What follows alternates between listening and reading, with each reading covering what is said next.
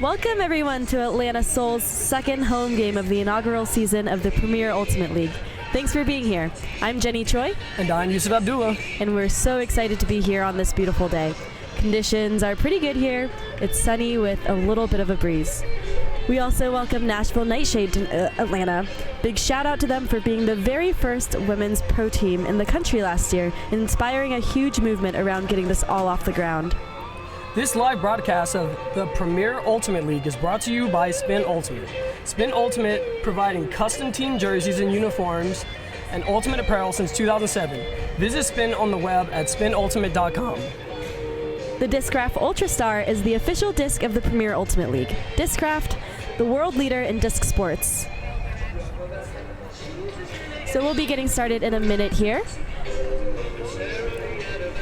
Yeah, it's getting a little bit hotter throughout the day. It's a bit humid, sweating already. You can tell this is going to be a fun game, but definitely a game about conditions and who's in shape and whatnot. So. It seems like the wind is also picking up a little bit, so we'll have to see how that factors in to game outcomes. For sure. Looks like Atlanta already has their starting 7 out. They're ready to get in a few last words. Sure they're coming out with confidence and whatnot. Nightshade over there getting hype before the game and getting ready to come out on D, I believe.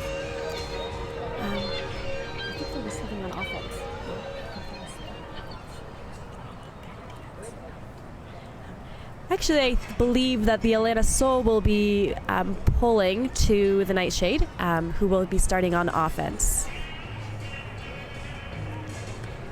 So we'll be getting started in just a moment here.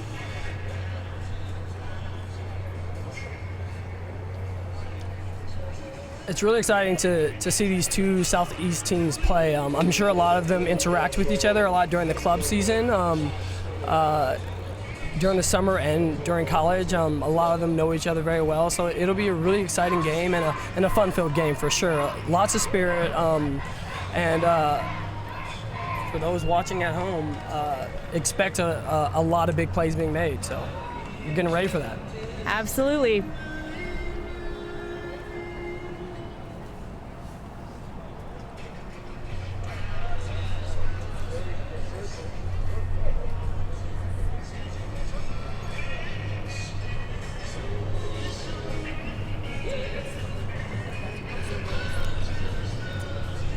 So,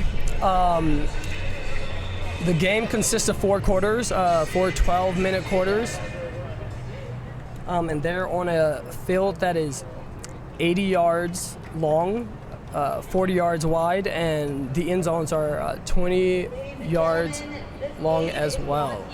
And for viewers not familiar with the Premier Ultimate League or with USAU Ultimate, this is traditionally a little bit bigger than traditional USA Ultimate fields.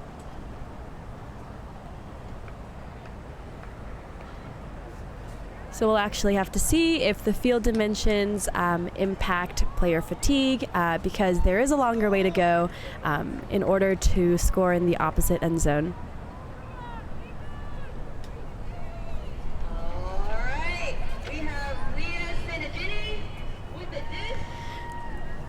Looks like Leah Sinagini is pulling for Atlanta Soul.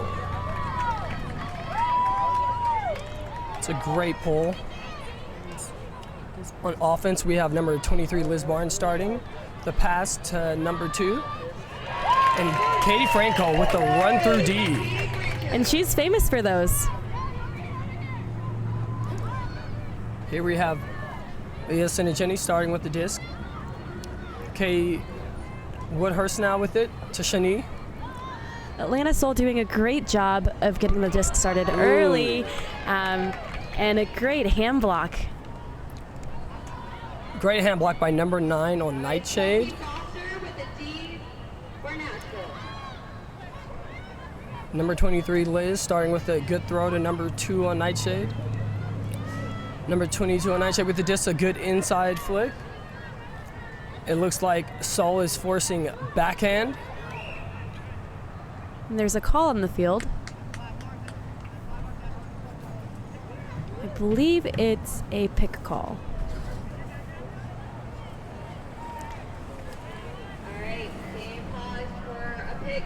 Right now we have Nightshade getting ready to tap the disc back in.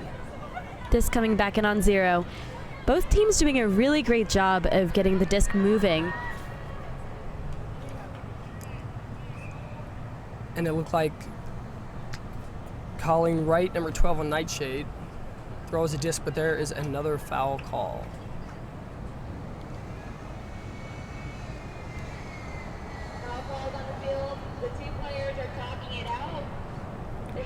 With this pause, we'll take a second to talk about self-officiation and spirit of the game. Ultimate has been traditionally played with a unique emphasis for respect for your opponents and self-officiation, and Seoul is really proud to showcase this here tonight.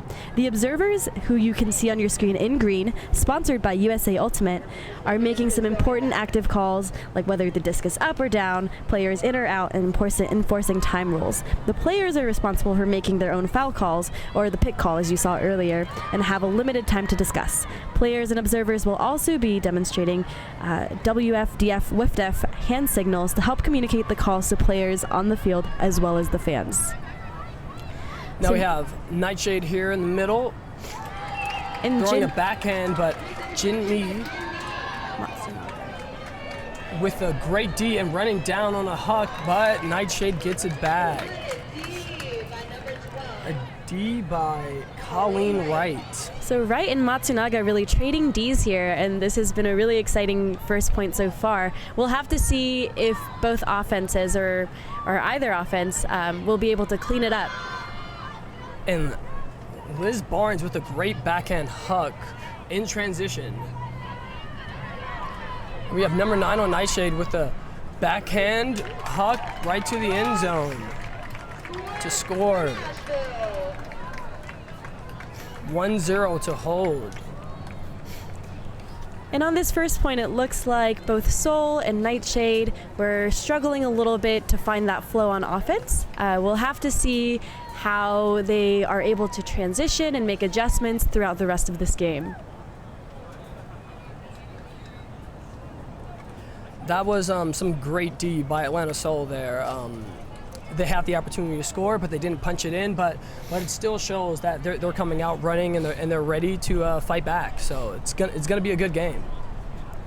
Yeah, and from what I know about Seoul, they aren't going to let this 1 point define the rest of this game. They're ready to come out punching, and so is Nightshade. So it should be a very fun, competitive game. Nightshade with the pull. We've got a big pull coming up by Nightshade. I believe that's LNU with the pull. And it's right behind the brick. So a great pull. And this time, Seoul's offense does not hesitate. Maddie Fry to Catherine Yost on a big huck right off the bat. And I actually think that might have been a break side huck. But very, very beautiful. Really clean, crisp offense. And you can see Atlanta is out here punching early. Quick points for them, and Atlanta's looking to get this break nice and early. Quick and easy offense. It's looking beautiful. That's right. And I'm not sure if viewers can hear, but Atlanta's got a big home crowd here tonight. Unfortunately, all of the fans are sitting on the same side as the commentary, and so you aren't able to see the crowd here tonight, but it is a great showing, and fans are really excited to be here. For sure, and understandably, it's a hot day, and this is the side with the shade, so I can't even argue with the fans on that. That's true. Looks like Sam Hill is going to be pulling for Seoul on this point.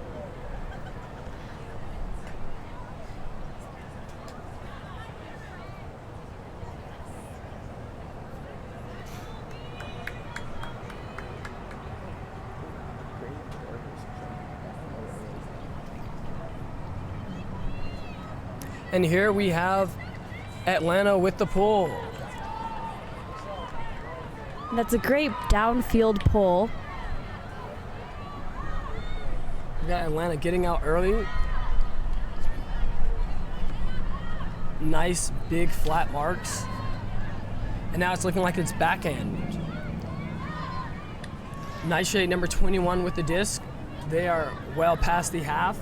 Number 9 for Nightshade now. Nightshade And they're looking up struggling line, to find backhand, and number 12 reset Nightshade option. gets it. Finds it in number 12. And now with the res zone opportunity.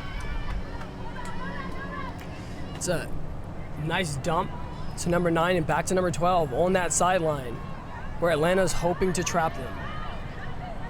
Seoul is playing really great tight defense here. Handlers are struggling to find an option. But an inside break with the backhand over to the break side and a catch, but now an injury on a goal by Nightshade, I believe. Yeah, and it looks like 2 Nightshade players just collided there. A little bit of a miscue about who was going for that disc and who it was intended for. But it is a goal. And it looks like she's doing okay, which is great.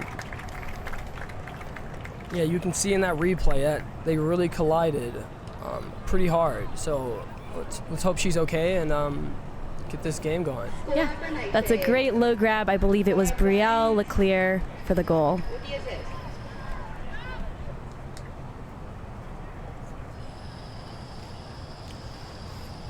So that was really good D by Atlanta, but Nightshade found that open break side using their backhand, really stretching past their defender to get to the break side and open up the game again.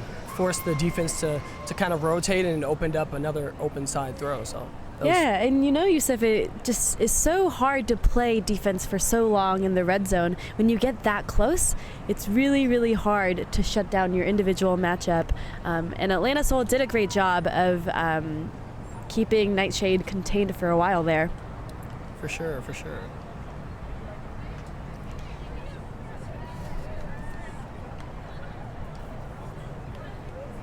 Now Nightshade with the pull, it looks like they're ready, and here we go. And this pull is going in a downwind direction.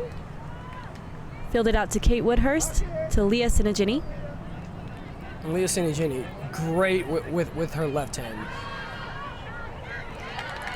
But Shani with the throw into the wind, and Nightshade just gets a hand on it.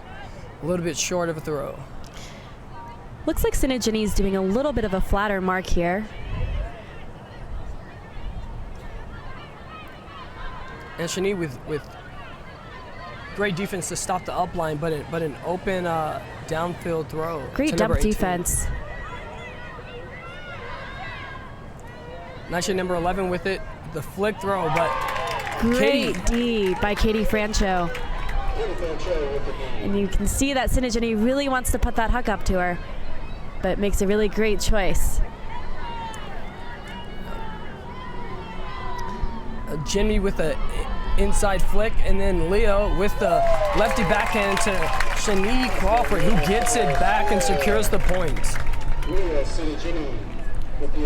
Nice and easy upline for her.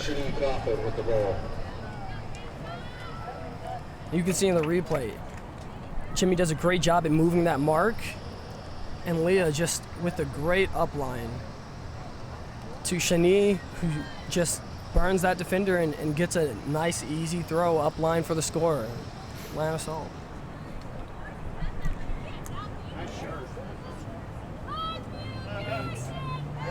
And the score is 2-2.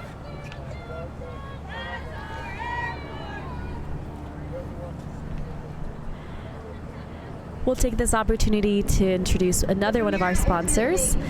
The music is brought to you tonight by ATL Collective. ATL Collective enriches Atlanta's music community by connecting artists to professional development, financial support, and exposure to audiences.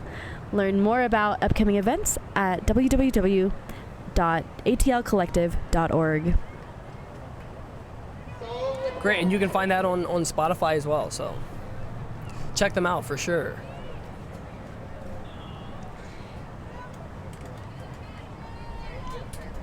Now we have people on the line like Catherine Yost and Marie Perivier running down on the pull. India Stubbs with a great pull, almost reaches the opposite end zone. Liz Disc now. Barnes centering the disc. And the throw to number 25, Maggie Dayton. Great grab by the receiver. Rimmer with the disc now.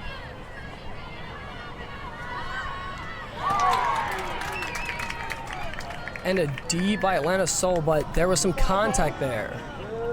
So a foul is being called in the observers.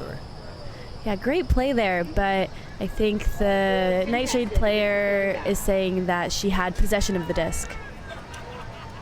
The disc will go back to Rimmer. Now she's looking for a reset option. And it's a push pass for the reset. And the disc just a bit far out of reach for that up line, and it's a turnover. Now Soul with the conversion opportunity for a break. Now we have Stubbs to Fry to start it off. Oh, and a great look, but And a a throw to little Marie bit Perivier, short. but a bit short. And Nightshade's number 2 gets it. There's a flick to the open side, a big pump fake. And number 22, Rimmer with the disc again, throwing an over-the-top flick that just catches a bit of air and misses the receiver. Yeah, and that sort of throw is just so tough to read unless you have a really wide, great angle. So that disc just kind of goes over the receiver's head. If she had started from a wider third, or if the throw had been a little flatter, could have been a score. Yeah, without a doubt, without a doubt. Atlanta Soul right on the end zone line starting.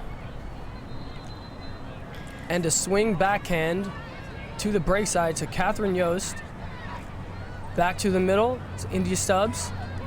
And now India Stubbs finds the hole and Yeah, great in throw. this Wow. defense. And Catherine What a Yost with that play. athletic layout. And to a she's throw known behind for her. those. Perivier with the huck.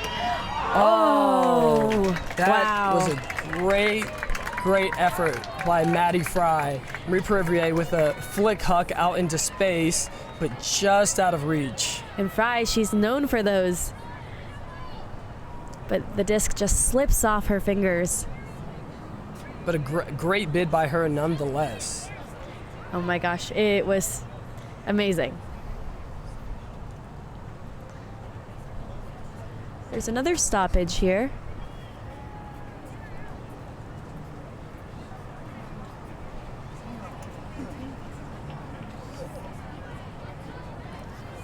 And Nightshade walking the disc up to the line. And you can see the observer guiding Nightshade about taking a horizontal path to the start of the end zone. And Rimmer's looked off on the first throw. But Nightshade's number 2 has it now on the flick side. Tight dump defense. They get a nice inside flick to the middle of the field. A great interception by Taylor. And now a red zone opportunity for Seoul. We'll have to see if they can take advantage. Maddie Fryer with the dump throw, and now it's on the break side to Stubbs. Out to Yost, but it's just outside of the line. Great attempt there by Yost. It also looks like Atlanta Soul is forcing a little bit of a flatter mark, really discouraging those inside flicks, and Nightshade is going to call a timeout. Yeah, timeouts can only be called by the thrower or the person in possession of the disc and or the coach. So Nightshade's going to take one of those timeouts here, and it'll be a great time for them to get their offense together and really maybe set up a deep shot off the bat, but also a chance for Atlanta to maybe shut down all those looks and really hopefully force a turn right near the end zone. It'd be an easy score for Atlanta if so. That's right. And something else that's interesting is that during timeouts, player substitutions are allowed. And in normal USAU rules, you wouldn't be allowed to take a substitution unless in the event of injury. But with timeouts within poll rules, you are able to take substitutions. So it'll be interesting to see if either team opts to make any changes to the personnel. And it looks like Liz Barnes is going to start with the disc.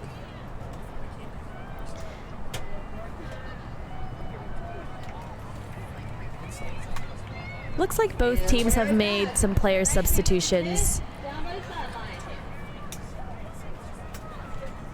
And it looks like Nightshade is all set up. They've got a side stack with Andrea Palmer putting tight D on that first throw, but Nightshade gets it. And number 9 throws up a huck. It's a little bit of a jump ball. Right to Clara Bidigari Curtis. And great pressure there from Hicks. Being in that area made it a more difficult read for the receiver. Comes off that receiver's hand, and it's a turn. Sinajani starting off early with a throw. This is a really important point for Seoul. If they can convert here, they'll be up a break. And a big huck up to Woodhurst. And Woodhurst with the goal. And she made that look so easy. But the angle of her cut was really great there. She gave a lot of lateral space. So the read was easier for her and easier for the thrower to hit her flat out in space. You can see, just look at the distance at that, and that great early cut by Woodhurst to get open in the end zone. Great field vision, and that is a break for Atlanta. That's right. Atlanta Soul is now up 3-2 Nashville.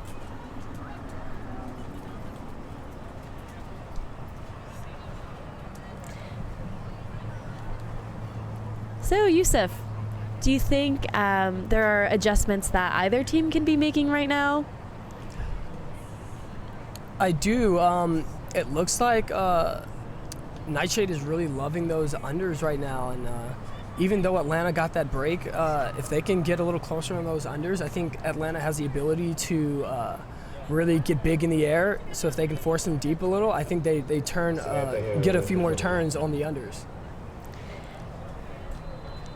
And we've got a pull by Atlanta. And that is a beautiful pull. Just gorgeous. By Hill. Into the other end zone. Atlanta's already down there.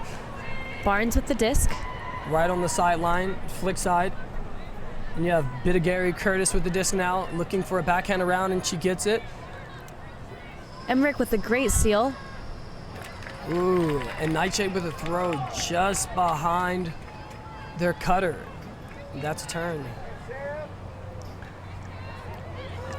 But number 18 on Nightshade with a great hand block to get it back. Yeah. Number 77 on Nightshade throws it up to Bidigari. That disc is going up. And it's a flick huck throw to number 18, I believe. Yeah, and those are bookends.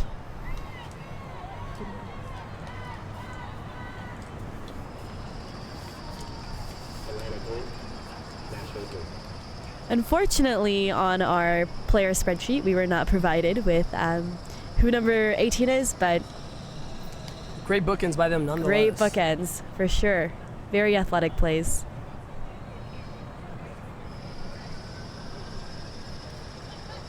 Now we have Nightshade stretching and looking to have some coaches out there. It's looked like they're trying to change their game plan a bit to get an answer. That's right. For this Atlanta offense. So Seoul and Nightshade are both at 3-3 right now. Since Nightshade started on offense, they are down a break. And this conversion, this break conversion, if they have any opportunities, will be really important for them to get them back on serve.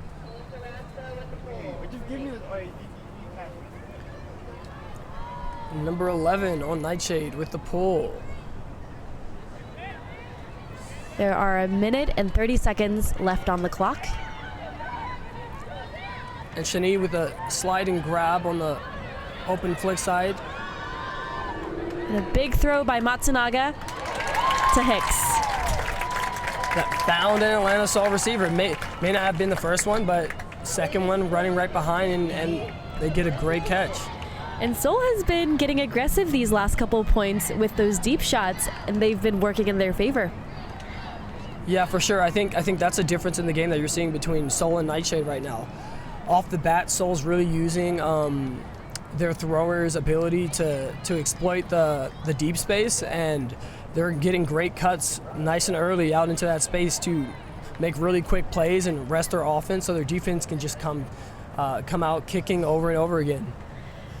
Yeah, it'll be interesting to see if Nightshade will make any adjustments to counter this, if either on defense or with their offensive looks, if they'll be looking to stretch it out a little more as this game goes on.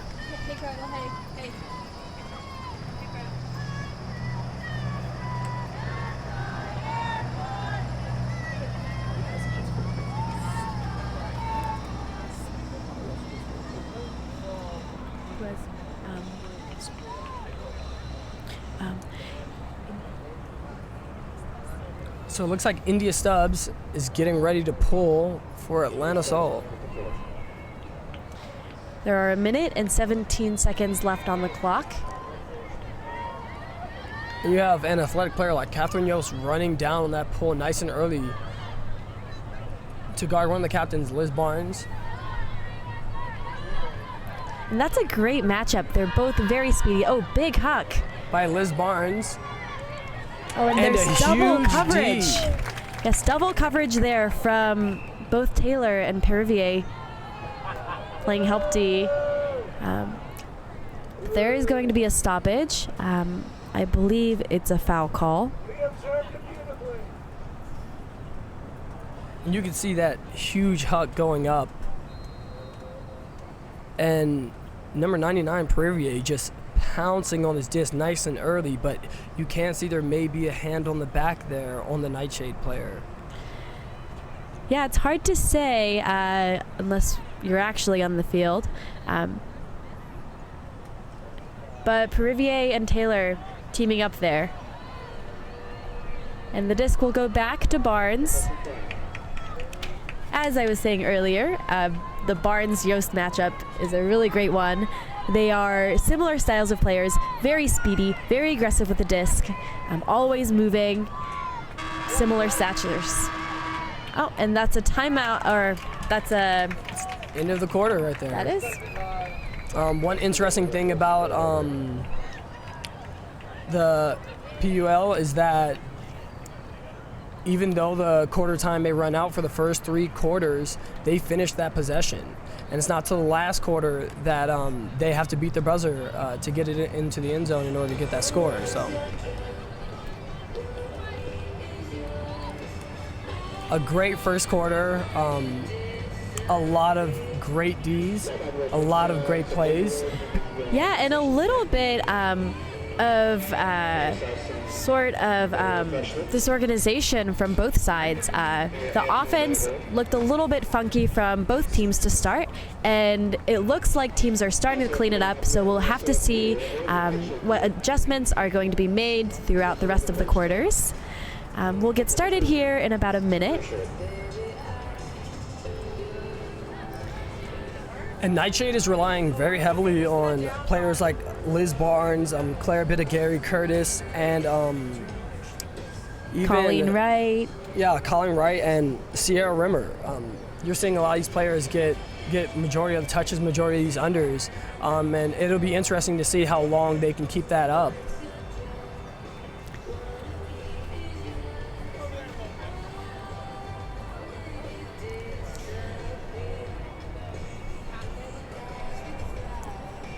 Little fun fact about Sierra Rimmer, she lives with a cat named Debbie, and she loves juggling and eating eggs, so that's a little something for you there.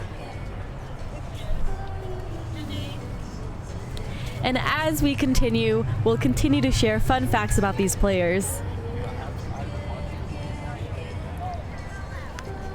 And just playing on this field, playing with Hustle on Silverback Stadium, in my years, I know how unforgiving this field can be. The turf, so taxing on your body. very taxing, and it gets hot. Luckily, it looks like the sun is going down some, and that'll give them a bit of a rest. Because that sun earlier was just beaming on them, and I know that's taxing on the players. So. Absolutely. We are coming up on the start of the second quarter of this game. NightShade will be pulling to start, starting from the left side of your screen. The disc is, or the wind is sort of moving from the left side of your screen to the right. It is a gentle breeze, but we'll have to see if the wind factor affects throws for Seoul, who is going upwind. And LNU with a big pull. Stovall out to Emmerich. Emmerich looking dump, but NightShade shuts the dump down and then gets a run through D. Yeah, that disc was a little bit behind Erin Schrader. It looks like that she had to pull up a little bit on that, and the NightShade player took advantage. And that was number 16, Ginger Price with the run through D. And it looks like there's a call on the field. And NightShade not taking any time to tap the disc in. And a low throw that seems like it's juggled, but they're deciding whether or not it was up. Yeah, really hard to tell from this angle whether it was up or down, but the observers will be making an active call here.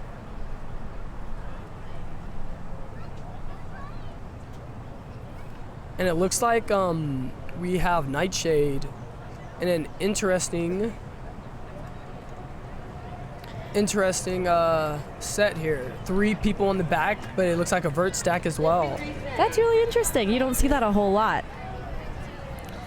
And we'll have to see. It looks like maybe they're starting to get into their end zone set. Maybe one of these handlers will look to clear into that stack. LNU throwing the open side flick, but they get it on the break side. Handler's running a little bit of a handler weave here, continuously moving. And they get it on the flick, open side. Up the field a bit more. That throw goes up. But Schrader is going to call a foul. And that was a flick that was blading on the inside a little. It looked like it was getting high in the stall count. You can see the thrower looking for an option and just points and throws it over the Seoul shoulders. Schrader with the trip, it looks like, and number 16, Ginger Price with bookends.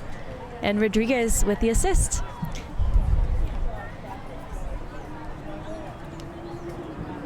That'll bring it 4-4.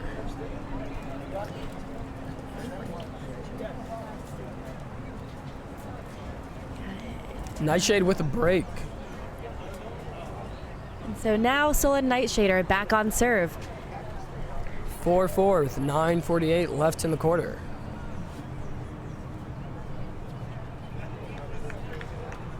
These conditions right now today, they start off pretty hot, a bit humid, but now the wind is picking up a little bit more, but you get that shade. Mm-hmm. And I'm sure a lot of players appreciate that. Yeah, absolutely. There's some good cloud coverage here, so it's not too sunny out. We haven't seen any signs of fatigue thus far, so we'll have to see how this plays out because these games can be really long. You've got Senegeni starting with a disc and pump fakes a lefty backhand. Huge under for Hicks. Shani with the disc. Crawford has a disc. Looking break side for the dump. No options. Great dump defense by Wright. Throws out a flick. And Rimmer with the interception there. And now Nightshade finally has an opportunity to go up a break. Woodhurst with great marking and great dump D by Soul, but somehow they get the disc out.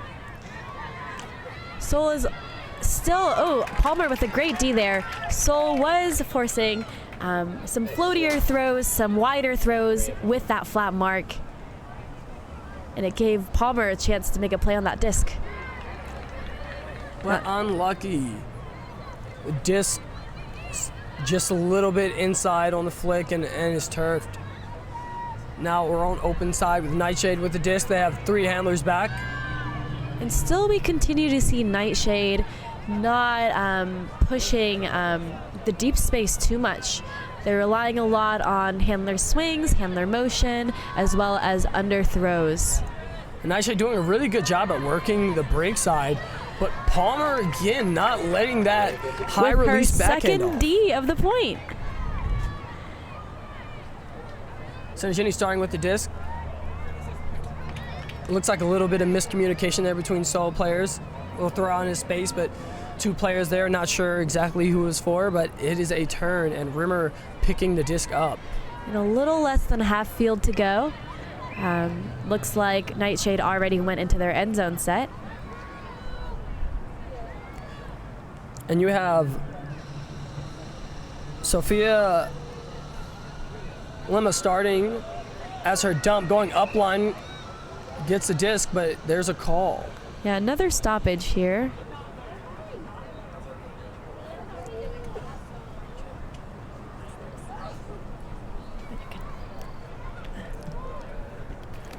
And Lima here with the disc. They got into Frisbee because Myrma played and she thinks that person's pretty cool, so. Great catch there from number 16. Lima here with a round backhand for a break. Huge yardage gain. Yeah, that's number a beautiful 16, throw to space. Ooh, throwing to the Woodhurst open almost side. with that D there. And Nightshade really working that open side. Oh, and But so close. throw is a bit too low. Now Seoul offense will have another opportunity to stay on serve. Seoul calls a timeout here. I think that's really wise. The offense has had a little bit of trouble getting their flow going. So this will be a really great opportunity to sort of readjust, realign, and get back out there. While we're paused here, this live broadcast of the Premier Ultimate League is brought to you by Spin Ultimate. Spin Ultimate, providing custom team uniforms and ultimate apparel since 2007. Visit Spin on the web at spinultimate.com. Fun fact, Seth also works for Spin Ultimate. I do. It's right here in Atlanta. Great place to work. Small team, but we get the job done. Additionally, the Discraft Ultrastar is the official disc of the Premier Ultimate League. Discraft, the world leader in disc sports. And now we're ready to come back out of this timeout. And Seoul set up in a horizontal stack to start. Looks like a complete line change for Seoul here. And we get a throw from Fry to Stubbs. Reeves now with the disc to Fry. Big yardage gainer from Fry to Taylor. Back to Reeves. And Fry with the pump fake on the open side to the backhand break side, centering the disc. Seoul's still doing a great job of keeping things moving. Taylor really working that open side. And now we have Yost getting it off that open sideline onto the break side. And great find toss there from McCamley. The underspace looked a little bit congested, but McCamley with the vision to throw that nice looping over the top pass to Yost in a way that she could still read. And you can see how that break throw by Yost really reset their whole offense and allowed Yost to just take off down the field. And McKinley sort of kind of floating it out a little bit and not with a really hard blade. And so kind of floating it out gives Yost a little bit more of error room to be able to read it and secure the disc in her hands in the end zone. So yeah, you can see that was a great timeout call by Seoul. Great job by the coaching staff there. Absolutely. The Seoul players had been going for a while at that point, and it must have been exhausting, I imagine, to just be running back and forth on this huge 80-yard field. Sam Hill with the pull here. The game is on serve. 5-4 Seoul.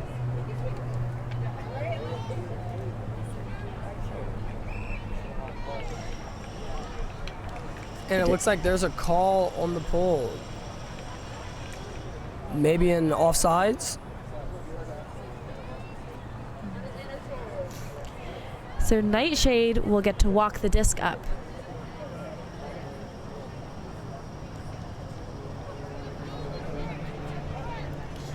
The disc is coming in at the halfway mark.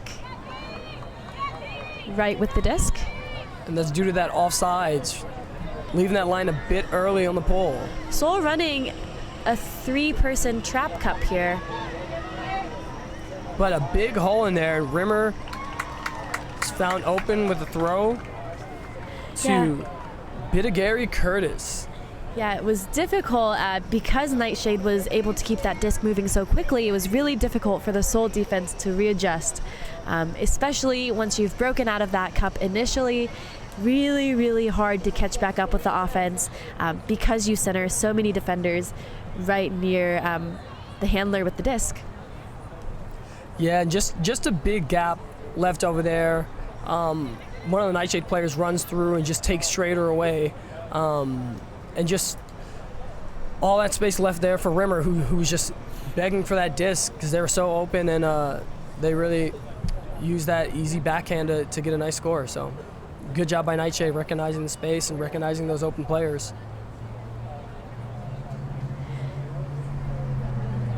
Here you can see Palmer talking to the team about how they're going to punch this next point in. A lot of these players are teammates on Ozone as well, so there's a lot of chemistry there for Seoul. Yeah, and Palmer, she's known for her hype and her energy. One of the captains for Ozone this year, along with Woodhurst, also on the line.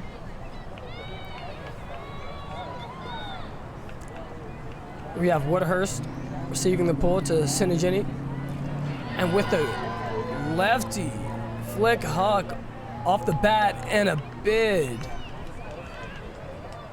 Great bid by Francho there.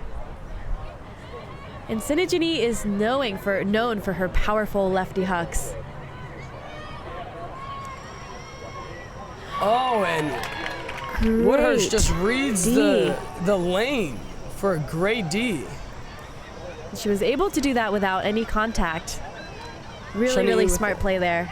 Great. A great inside flick from Sinigini to Hicks to score.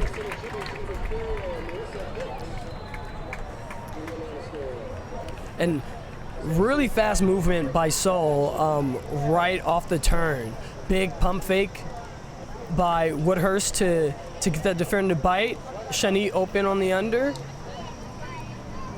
And a nice toss to Leah to really toss it out into space to an open receiver, Hicks, to get the score. So great movement by Atlanta. Yeah, and that is a more difficult throw than it might appear. She makes it look really easy, but to try to throw that inside flick to space that long, to be in front of her receiver is no easy feat. Yeah, you could see that defender was trailing. And if there was any error in there, Seoul would not have been able to secure that point. So great job by Seoul. The game is back on serve. 6-5 Seoul.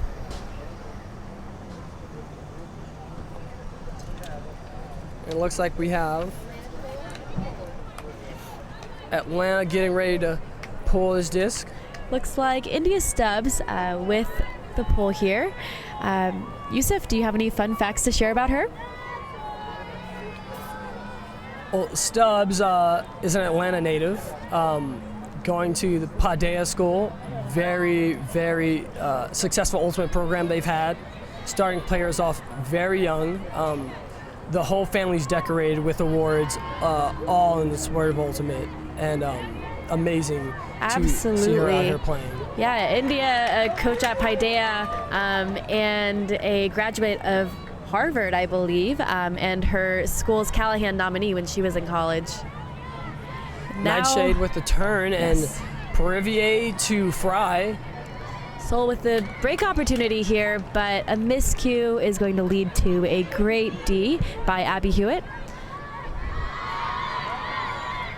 Wow, and a long NightShade read. hug that comes up short, but Hewitt recognizes it early and comes back to get it. Rimmer with the disc now on the flick side, pumps the break and throws a nice flick right into space that Stubbs is just not going to be able to get to. And NightShade. And we'll see the replay on that here. We'll hold. You see that nice up line? Out to Rimmer. Rimmer does a great job at creating space for a throw by pump faking the backhand first. And then putting that nice huck into space. And you know, Yusuf, we talked a little bit ago about adjustments that NightShade can make to their game, and this is exactly it. Yeah, for sure. You saw Bryant there with a nice early cut, and NightShade is really starting to open up that deep space.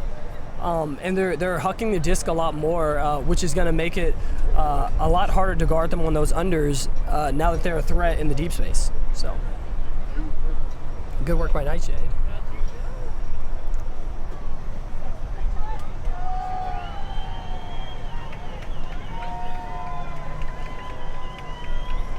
It looks like NightShade's ready to get down on this pool. We're still on serve here, 6-6, and I would love to see either team convert on those break opportunities. There have been Ds, there have been plays. It's just a matter of reeling it in and making great choices to turn that break opportunity into a conversion. Jones now with the disc. Jones with a nice big flick pump fake to a tightly guarded open side.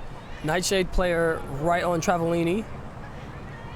There is a foul call. There was a little bit of contact, so it looks like Travellini is going to keep the disc. And Travellini off the bat with a beautiful flick huck out into space, but a drop by Sol. That is going to hurt if NightShade punches this one in, because that would give them the lead. Sol back on defense here.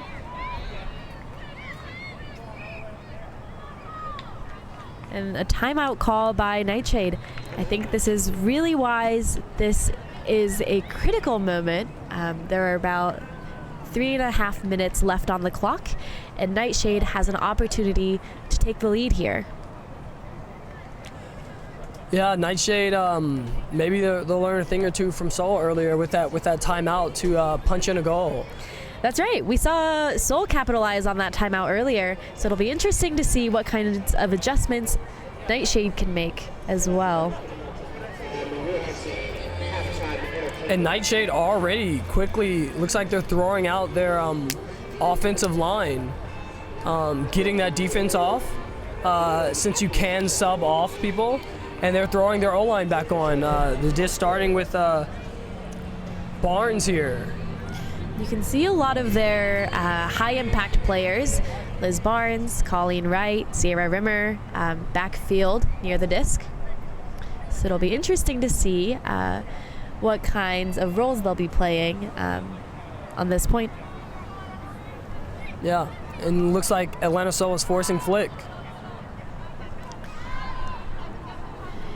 And it's interesting because Sol opted to not make adjustments to their line. Barnes with the flick pump fake, And Sol with great dump defense.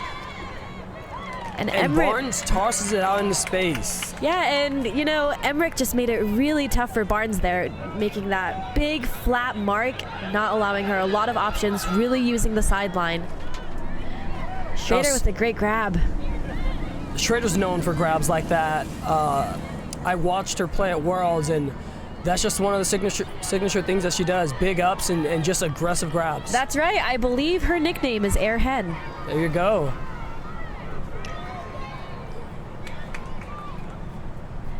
And Sol working it, the nice dunk to a backhand breakside throw to score. Atlanta Sol able to keep it on serve, 7-6. And now here you can see some crisp end zone conversion here. Lots of really good movement. Working it to the break side. Mark, yeah. And there you go.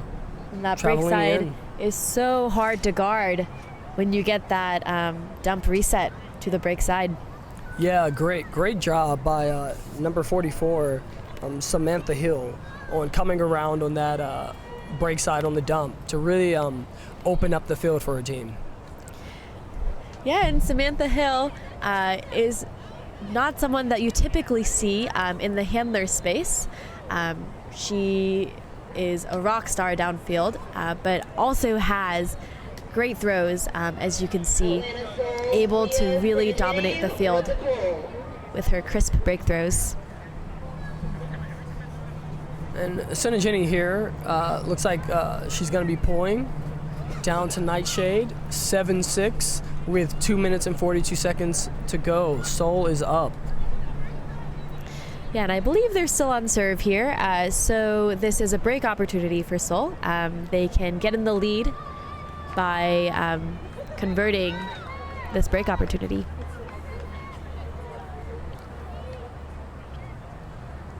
And here we go. Great lane block by Palmer. Palmer recognizing early that guarding this open side handler, they weren't getting the disc. Palmer jumps out of the lane and gets the D. Senegini here now with beautiful pump fakes to really move the mark. Swings over to Palmer on the sideline. Now with Woodhurst. Woodhurst finds the inside break flick. Matsunaga with the dump. We hear a lot of voices for end zone, but it doesn't look like they're quite in their set yet. And Woodhurst throws a flick. Oh my goodness. Inside to a beautiful Matsunaga score. Way scores. Beautiful.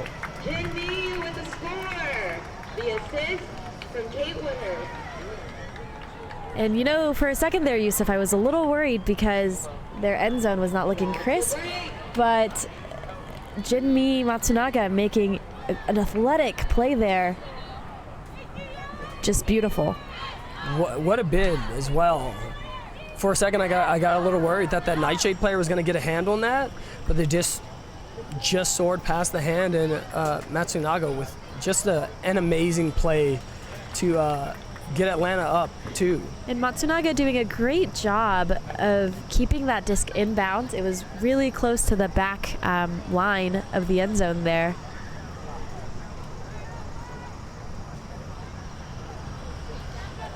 Jinmi is actually one of my coaches on Georgia Tech Rec, which is my college team. Actually, we have 4 Sol players who are or have been my coaches. So it is really interesting to get to play on the same team as them and just watch them here. Such role models. And Stubbs here with a great pull into the other end zone. LNU now with the disc and a backhand huck off the bat. And 3 Nightshade players on the disc. And Stubbs looking to help, but... Oh, no. And an open flick is dropped in the end zone by Nightshade.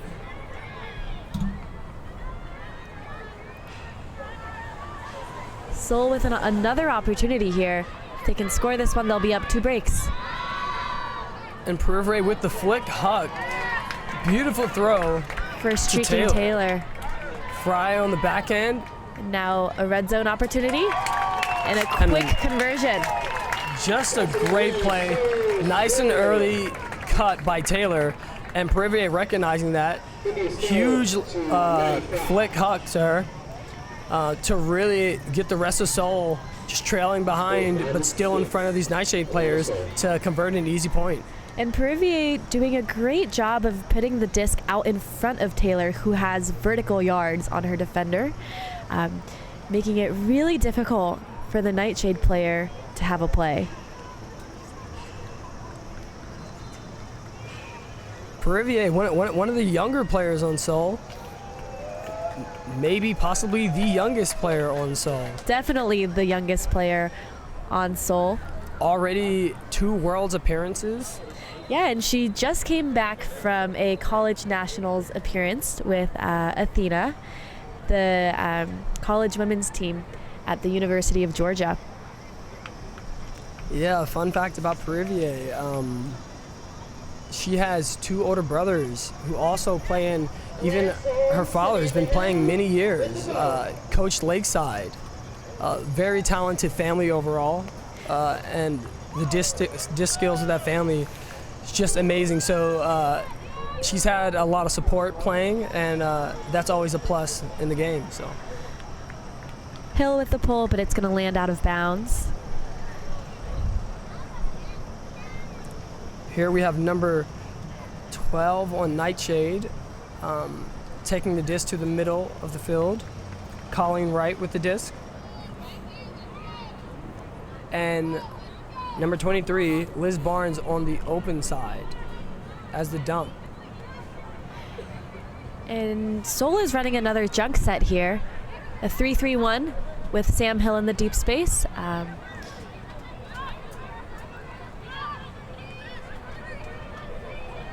Nightshade isn't having too much difficulty. Great patience here. And a great look. Yeah, that's a beautiful throw to space. To number 2, Claire Bidigary Curtis. Yeah, because it was wide and in front, or to a space where the receiver had to run onto it. It was really difficult for Sam Hill to have a play on that. Yeah, Nightshade today has done a great job handling against Atlanta's zone defense.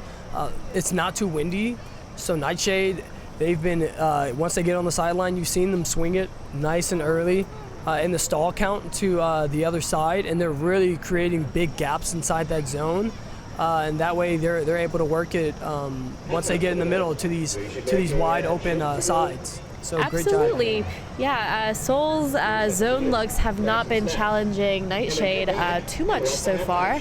We saw the trap cup earlier and the 3-3-1 look, and Nightshade converted on the first possession both times. Now we have a pull here by Nightshade. If they can convert on this break opportunity, it'll bring them back on serve. Right now they're 9-7. And Woodhurst with the disc on this right side of the field. Leah on the left side now with the backhand huck. Just a gorgeous huck. But wow. Also, Shane Crawford pulling it down on a huge huck. And she's excited about that one, as she should be. A great play. Sinajity putting up a gorgeous backhand for Crawford. And she's just able to elevate. You can see even with the Nightshade player jumping a bit early and being in front, Crawford still pulls it down and is just so energetic on the field. A great sideline presence as well. You've got to love her. You got to love her. For sure. You got to love her. Huge supporter of diversity and ultimate, and has played in a few tournaments in very diverse teams. It's beautiful to see. So Yusuf Shani and I all played on a person of color team. It was a indoor tournament here in Georgia, and that was really cool to get to play on that sort of team with Shani. She brings so much great energy. Yeah, it was a great time. The team name was Minority Report, which is so clever. Great shirts and everything. It was a good experience. Second place, but first in our hearts. For sure. Now we have Rimmer with the swing to Barnes. Barnes swinging it on the break side to right. NightShade is down 2 breaks right now with 25 seconds left. Barnes swinging it over to the flick sideline to Rimmer. So Seoul is really looking to contain the disc here with this defense. And number 32 with the disc in the middle of the field, about 15 yards from the end zone. 32 open, and even though there's a buzzer, it doesn't matter. Right, because they're playing through the end of the possession. And an easy toss to Barnes for the score.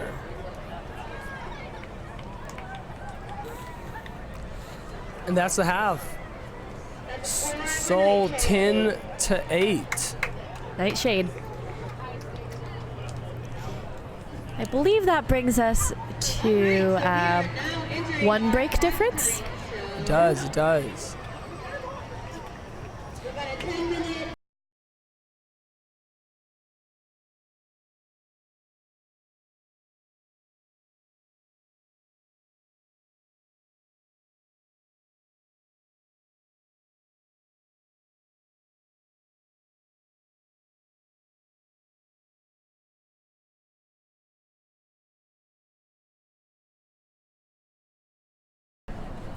Welcome back, and we'd like to invite you all to join us at St. Pius on June 22nd at 7 p.m. for the Color of Ultimate Showcase game that celebrates Atlanta's most talented persons of color. Prior to the showcase game at 5:30, we're going to welcome all the youth to come and learn from the pros. Both professional ultimate teams, Soul and Hustle, will be hosting a free coaching clinic at the St. Pius softball field. Kids and parents are invited to hang out afterwards at the Color of Ultimate Showcase game and see their coaches in action. We believe it is important to provide opportunities for the youth of all backgrounds to see people like themselves succeeding at what they do, because we acknowledge that you can't be what you can't see. Yusuf, will you be playing in this game? I actually will not. I tore my quad, sadly. Oh, so bummer. You would have been a great candidate. Thank you. A lot of these Soul players will be playing in this game as well. I actually will be playing in this game as well.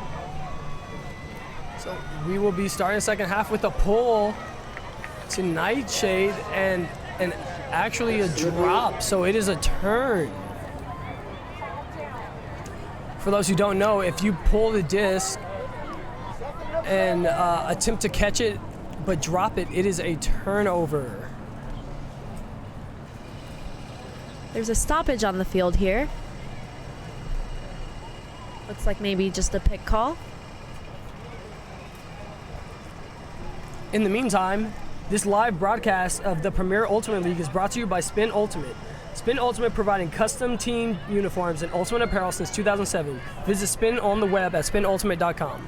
The Discraft Ultra Star is the official disc of the Premier Ultimate League. Discraft, the world leader in disc sports. And Emmerich finding the backhand to Karabolis. Karabolis pumping 2 on the flick side, and a nice dump to Emmerich. Emmerich and Karabolis working it together. Running a Emmerich handler with weave. the disc, pumping the flick and opening up that break side, moving the mark. Emmerich throws it to number 23, Jones. And great movement there from Emmerich and Karabolis in the end zone. Keeping those defenders on their toes, faking and throwing the counter throw. And look at that beautiful, beautiful pump fake by Emmerich to move the mark.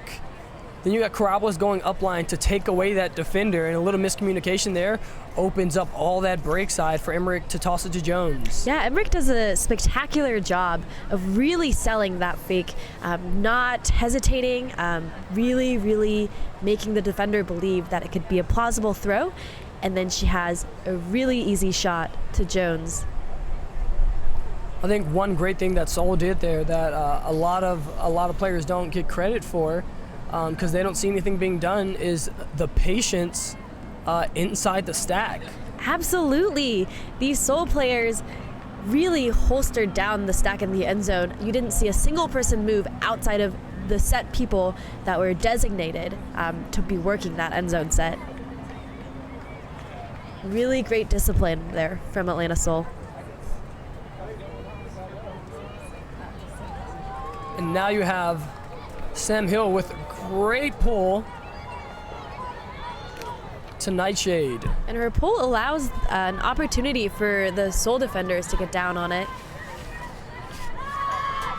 You've got Nightshade throwing a nice break backhand and then a flick out to open space cross field. But it's just a little bit too far. It's not a bad idea, but the wind just took it right there, and Seoul with the chance to break. Emmerich with the disc again. Hill with the disc here.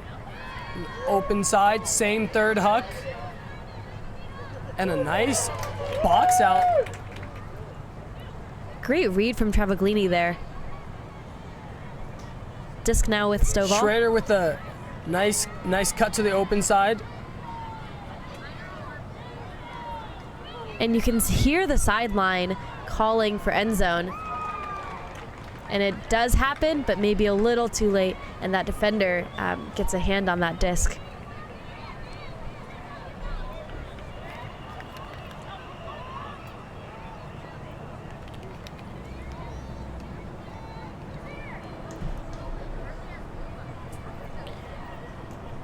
You have the captain, Barnes, throwing a backhand. Yeah, It looks like Seoul is great dig forcing there backhand. from the receiver to dig that one out. Barnes swings it to, Right. and Nightshade not struggling to get that open side, but a nice backhand out over into space. And it looks like we may have an injury on the field. That backhand coming from number 9, Kelsey Foster. And a bit far for the receiver.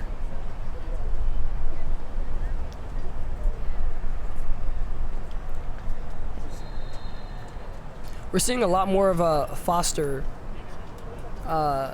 in that second quarter.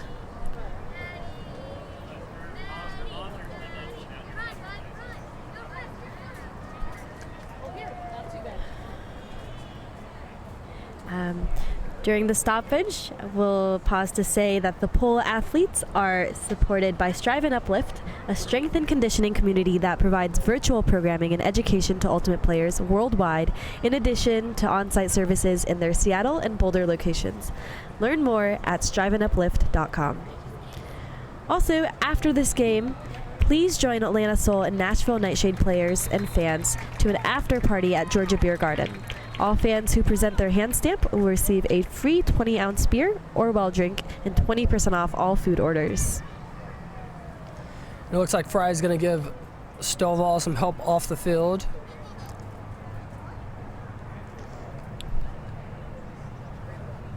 It looks like Stovall is doing okay. I know from having played with her that she has a couple nagging injuries.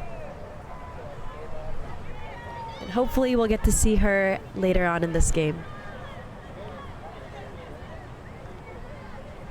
Jones picking up the disc here.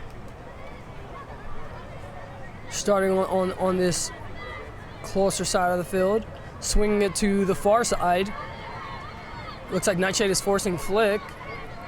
Oh, so many of those receivers just go downfield, and Karabalas has a free underpass. And a nice low grab for her. It's and Seoul has it on that sideline, tries to give a nice around backhand to get it off the sideline, but gets fouled. The cutter flow looking a little bit scattered right now. Now Camley finding a reset in Aaron Schrader. And Schrader immediately off the bat, throwing it out into space to one of her favorite receivers, Trevelini.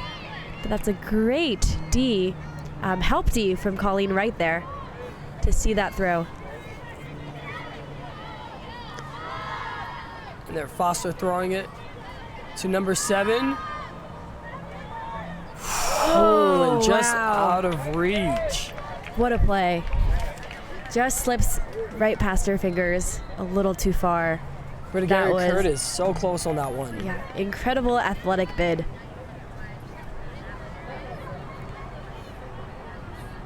Emmerich.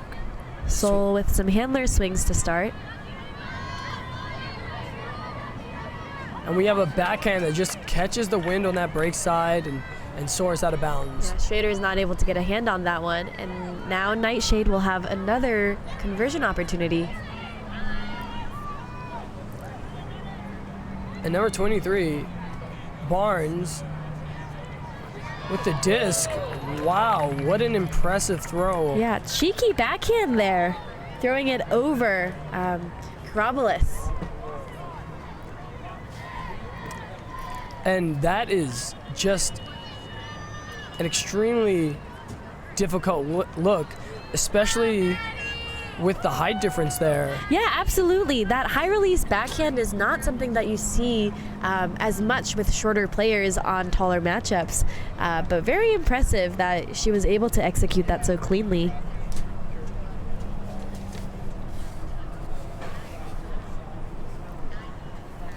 The score is 11-9. Seoul is up, and there are 7 minutes remaining on the clock.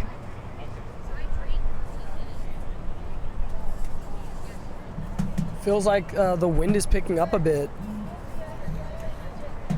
Yeah, I feel a little bit more of a breeze than earlier. You weren't able to see it on the screen, but the American flag hanging over the stadium is waving a little more than it was before.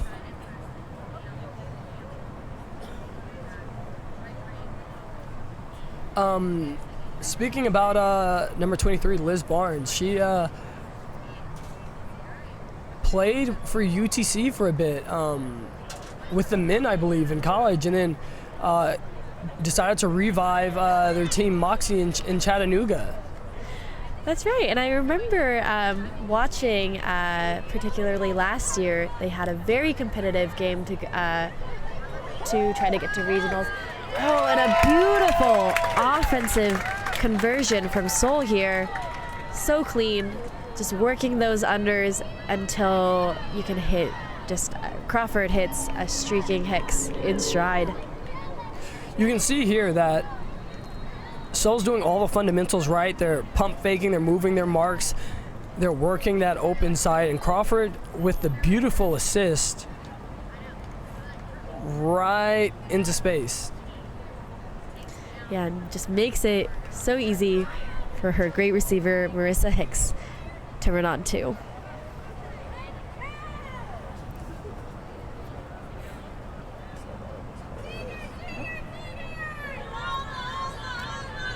And here we go. The score is 12-9, Seoul. There are 6 minutes and 44 seconds left on the clock. Seoul is not slowing down at all. If anything, they're picking up the pace. Let's see if Nightshade can answer back and keep this a close game. Yeah, right now Seoul is up a couple breaks, and it'll be interesting to see if Nightshade is able to close the gap here.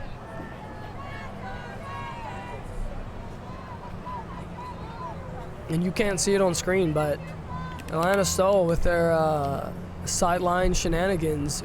The spirit is so high over here on this Atlanta side. It's great to watch. And they really have such a huge support system from their sideline here for Atlanta. It's something that the players, I'm sure, really appreciate. Stubbs with a great pull here. And Nightshade almost with a drop to centering pass, but Seoul they get it back. retrying that junk set, and it looks like a trap cup to the opposite side this time. But Wright is able to get that swing pass off. And NightShade here really doing a great job at keeping the possession and swinging the disc around. They have it here on the righty backhand side, and they toss one up. Look clear to number 7, Abby Hewitt for the score. And Fry really putting a lot of pressure on that. Yeah, you can see that Seoul converted to person defense past that halfway point. And here you can see Brielle Leclerc shooting a beautiful backhand tuck to Abby Hewitt, who does a great job of boxing out her defender, Maddie Fry. Yeah, really good job at using her body to keep Fry from being able to make a play. Absolutely. That is one of those throws. It floated a little bit, and so if Hewitt had taken a different path, Fry might have had more of an opportunity to contest that throw. But she does a really great job of using her body to get between the defender and the disc. And even after the play, you can still see that spirit of the game being applied here. Nice little high five from Fry to Hewitt after a good attempt at the play. So spirits are still high in this game, and it's a lot of sportsmanship, and we love to see that here in this sport. Absolutely, and again, that's something that's so unique about Ultimate, that emphasis on respect for your opponents. Yeah, Stovall swinging to Emmerich. Now it's on the sideline. Emmerich with the disc on the flick sideline. Stovall with the and NightShade running a trap cup of their own. Schrader to Travellini. Working the break side. Sol's doing a great job. And Schrader with a quick fake for the inside flick. Very smooth. This is very interesting, too, because NightShade converted to person defense after the halfway mark, much like Seoul, after running a very similar defense. And maybe a little bit of impatience there on the swing. He goes a little bit of high for Seoul and out of bounds, but NightShade now. Great grab from number 4. Working on the close side, trying to get a look for a dump. And NightShade with the open backhand into space on the break side, but it just dies with the wind. Yeah, beautiful cut there from number 27. Catherine Spencer. Yeah, NightShade has had a little bit of trouble connecting on those shots. A lot of them are a little far. Just a couple adjustments they'll have to make. And it looks like NightShade tried to go for a cup on that turn there. Yeah, and I believe it was just for a set number of passes. You can see that they're back in person defense now, and you could hear their sideline calling the number of passes that the Seoul players were throwing. Wide open Karabolis here. Karabolis looking dump. And Stovall comes back for an easy reset. And then a great around backhand. And she's known for those. To Schrader for the skinny inside, but this time number 7 on NightShade gets a piece of it. Yeah, 2 NightShade players poached the lane there. Abby Hewitt with the D. And NightShade looks like they're going to call a timeout. There are 3 minutes and 39 seconds left on the clock. We'll have to see if there are any player substitutions or adjustments to strategy on both sides. It's 12-10 here. So, do you have any other fun facts that you'd like to share with us about any of these players? Sure. So Abby Hewitt there. was the third highest goal scorer at the 2014 USA Nationals with Ozone when her team finished 5th. Oh, wow. So she is an Atlanta native, or was in Atlanta at some point. Yeah, so she went to school at Emory.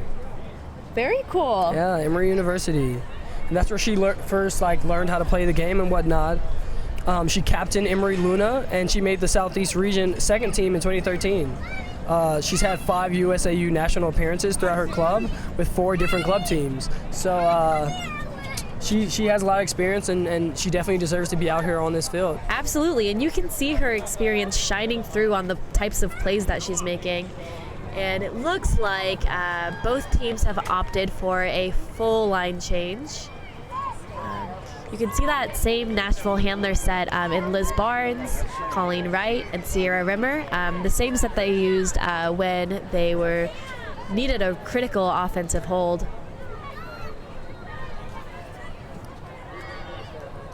And here we have a great run through D.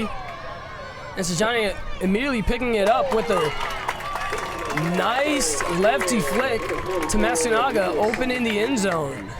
So on this replay here, you'll see Marissa Hicks get a great run-through block, beating her woman to the space, running through that. And Sinajini putting up one of her famous lefty flicks for Matsunaga. Atlanta just so quick in transition. Just this whole game. After a D, they've been so good at swinging the disc around and just finding that open look very early to convert, saving some legs, and being able to put out the same line to go back out again. Absolutely, and I think that quick break opportunity has been really difficult for the Nightshade players to contain within a short amount of time. When the Nightshade has more of a more buffer time to set up their defense, they've been more successful than on trying to contain those quick break conversion opportunities. Atlanta, Sinajini with the disc again. That huge lefty backhand she has. What a great puller she is. And Rimmer picking it up, centering to Barnes. Tough grab there. Barnes swinging it back to Rimmer. Seoul handler defenders doing a great job of flashing in the lane. Yeah, Palmer guarding Barnes very tight, giving Rimmer no options. But Barnes gets away on the up line, but Rimmer can't squeeze it in that small space, and it's a turn. Yeah, and those handlers playing great dump defense there, kind of flashing into the lanes, combined with Woodhurst's flat mark caused that turnover. And Seoul again looking to find the conversion early. But a tough read for Crawford. And Nightshade will have another opportunity with 2 minutes and 21 seconds left on the clock. Nightshade with the D and picking up the disc, trying to get some early movement. Rimmer with the disc. Very flat mark here still from Seoul. Perhaps, we talked about how Nightshade was not looking as much at those large huck opportunities, and there's a stoppage on the field here. But part of that might have been influenced by Seoul's decision to use slightly flatter marks all throughout this game. Yeah, it seems like Seoul has been going flatter and then going backhand a bit more compared to your usual flick. Yeah, and a lot of these Nightshade players have very powerful flick hucks. Oh, and a little bit too far for number 32 there. On that backhand force again. That's Lauren Bryant. 1 minute and 25 seconds on the clock. Sinajini picking up the disc. Looking for the dump. And Woodhurst with a great up line. And then a Nightshade player jumps in the lane to try to get the block, but great body. Yes, Francho really using her body. We talked about this earlier. For a beautiful follow-up by Matsunaga. for a score. On this replay, you see Kate Woodhurst using a great bit of footwork to get so many yards up line, shooting it deep for Katie Francho, who just really uses her body to box out her defender. And a nice and easy backhand to Matsunaga with the follow-up run. So, like we said, once there's a turn, Atlanta pushes very fast on the break. You can tell they have that green mentality of just go, go, go, and it's been working out for them this game. Very fast, very aggressive, often successful, we've seen so far. The score is now 14-10 Seoul, and there is 1 minute and 5 seconds on the clock. Seoul slowly pulling away from Nightshade. Yeah, this game was very, very tight to start. All throughout the first quarter, as well as throughout most of the second quarter, we saw they were mostly on serve. Yeah, this is the biggest lead of the game, 4 points. And Seoul, without a doubt, is looking for another opportunity to break. And Stubbs with the big pull. That is a beautiful pull all the way to almost the end zone line. Barnes now with the disc, up to right. And it looks like Atlanta has chosen to do a zone. Yeah, we'll see if Nightshade will be successful with this offense, as they have been in other points. It looks like they're forcing them backhand, not wanting them to get through, but they find a way. Disc to just Leclerc. a nice slither through on the backhand side. Now with Leclerc up to number 2.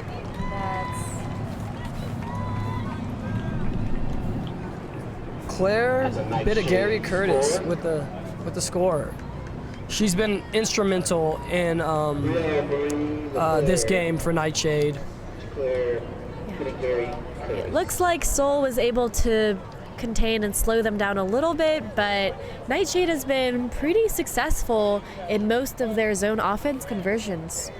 Yeah, that for a while was looking like Atlanta's best zone until that small slither upfield out to opened up a Leclerc. bit. And then once Brielle Leclerc had it, the field was wide open because most of the defense was behind her. Yeah, for sure. Nice little find to that player, and then swinging it over to the break side with no one there, made for an easy conversion for Nightshade. Speaking of Brielle Leclerc, I played with her 2 years ago on Atlanta Outbreak, a club team here in Atlanta, and I know that she played Nashville NightShade last year as well. I also had the opportunity to play against her in college. She played for the University of South Florida. And here you'll see Atlanta Seoul running some person offense. Nice change from the zone looks that we've been seeing a lot this quarter. And Atlanta Seoul with just great offense right now. Extremely fundamentally sound. Looking down the field and then swinging on the break side whenever they get the opportunity. Beautiful inside look there from Stovall to Schrader. Stovall now back with the disc, and the timer has expired. However, it's until the end of the possession, so Seoul's strategy is really to be smart about their choices and only to take smart, conservative shots. And Hill with the disc on the flick side now, and Stovall getting the reset. Emmerich, another backhand swing. Handler's doing a great job of getting that disc swung all the way across the field. Oh, Jones no. with a great break. That'll be the end of the quarter. Seoul up 3, 14-11 on Nashville NightShade. On the swing, Stovall with the drop to in the quarter. Tough, but beautiful offense before that from Atlanta. Just flowing super easily, getting out of the dump space when needing to, and swinging at every chance they had. Yeah, absolutely, using the whole width of the field. So let's start this fourth quarter. Do remember that in the fourth quarter, they will not be able to finish that possession once the buzzer goes off. Instead, they will need to be beating the buzzer in the fourth quarter. So that'll be interesting to see the difference that the team does. Absolutely. So these teams have 12 minutes once the fourth quarter starts to try and, if you're Seoul, widen the gap, and if you're Nightshade, to try and close it. This live broadcast of the Premier Ultimate League is brought to you by Spin Ultimate. Spin Ultimate providing custom team uniforms and ultimate apparel since 2007. Visit Spin on the web at spinultimate.com. The Discraft Ultrastar is the official disc of the Premier Ultimate League. Discraft, the world leader in disc sports. Yeah, a little fun fact. I've worked at Spin for about 4 years now. So I really understand we have great products. So definitely come by. Maybe someday I'll be in the office and come take a look around, meet your commentator, and grab some sick gear. So.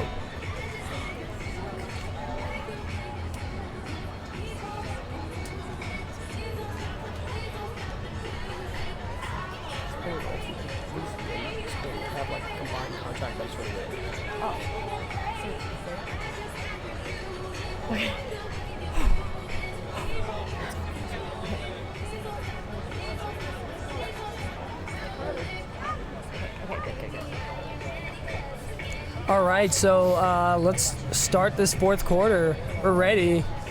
You can see a little bit of that energy that I saw at Worlds from these Ozone players, like Palmer. Everyone dancing out there, nice and loose. I think that's when these Atlanta Soul players perform best, when they're having a good time and really feeding off the energy of their teammates. Absolutely, and it's interesting to examine how much of an impact energy and mental toughness can impact game outcomes.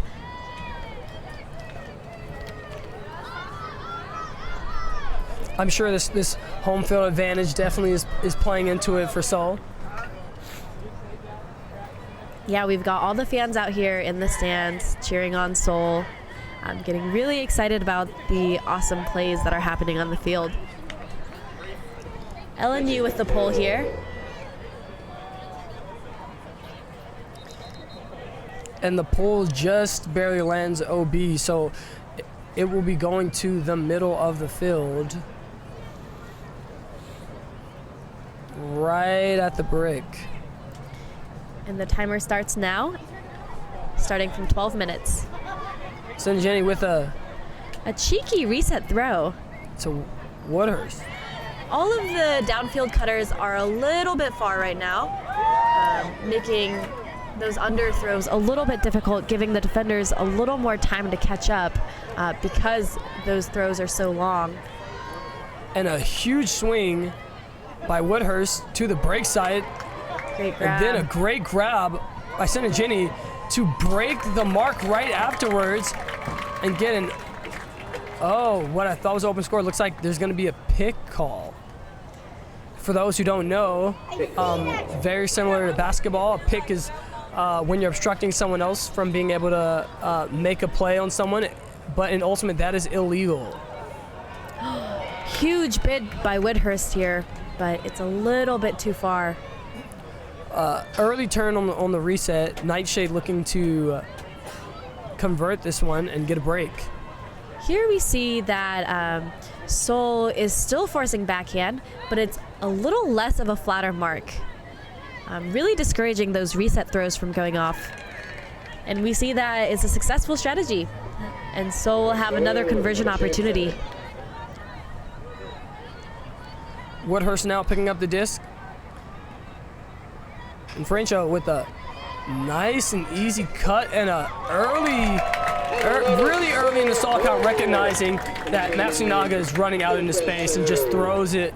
Nice easy flick for the score. And you'll see that on the replay here.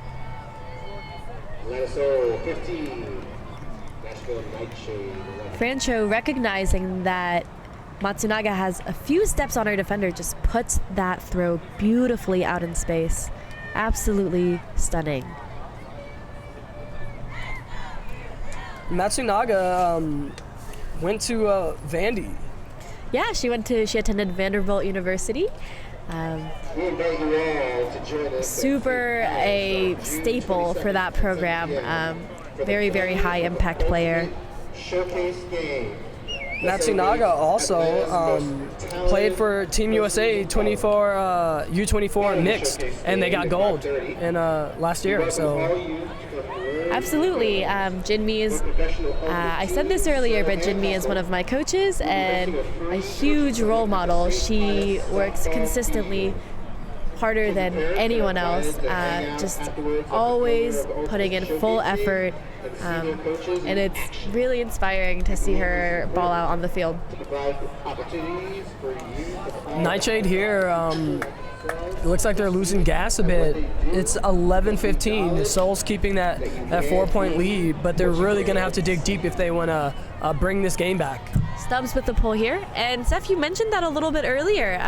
NightShade has been relying on their staple players, their very high impact players, a little bit more than Seoul.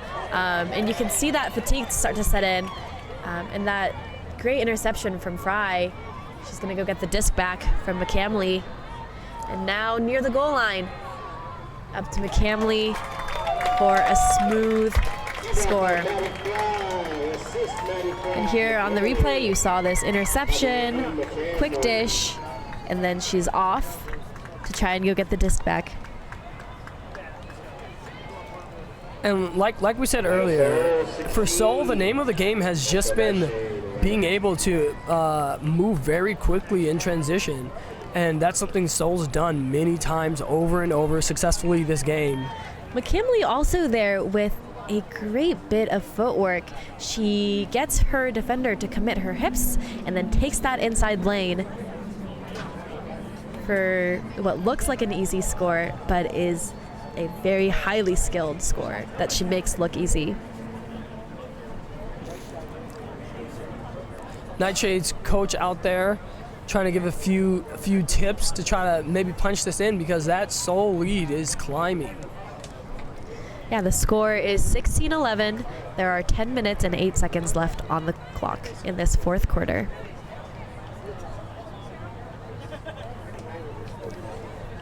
Here we have a pull by Sam Hill. And NightShade getting in the middle. Liz Barnes with the disno. And it's looking like it is man by... Person, we should say. Person, excuse me, by Seoul. Right with the disc here. With a huge backhand boost. Oh. And Travellini And a great backhand. almost has a play on that. She does elevate, but it goes right over her. Great read from the Nashville receiver. We'll see that on the replay one more time. Wright catches it in stride. Quick fake. Big backhand boost. Yeah, if it wasn't for that fake, then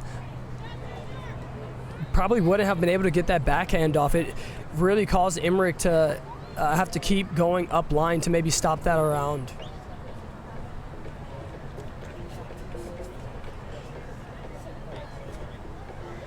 Yeah, both teams doing a great job of moving the mark with their fakes, and we see that has a really large impact on the throws that they're able to throw.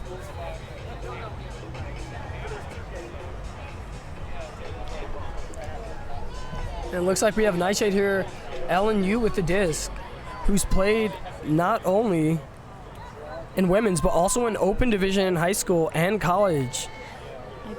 I believe she plays for Vanderbilt now. NightShade with the pull. NightShade with the pull. The score is 16-12, Seoul, with 9 minutes and 43 seconds on the clock. Hicks with the disc here. Looking for a reset option and finds one quickly in Sinajini. And Seoul not struggling at all to reset the disc and break the Crawford mark. back to Hicks. To Matsunaga. And we've seen her score quite a bit today. The cut timing by Seoul, just impeccable. Atlanta Seoul goal. Number 91, Jin Lee Matsunaga. Yeah, cutters having an option immediately after they get the disc within the first couple seconds. You can see that these cutters have really great chemistry. Whatever the coach has said to them earlier has definitely fixed that offense. Early offense looked a bit more stagnant. They were having a bit of problems, but now it's been extremely smooth and very quick points for Atlanta Seoul. And Seoul's doing a great job isolating cutters in the end zone, making sure that not too many people are cluttering the space so that one open person can go get the disc.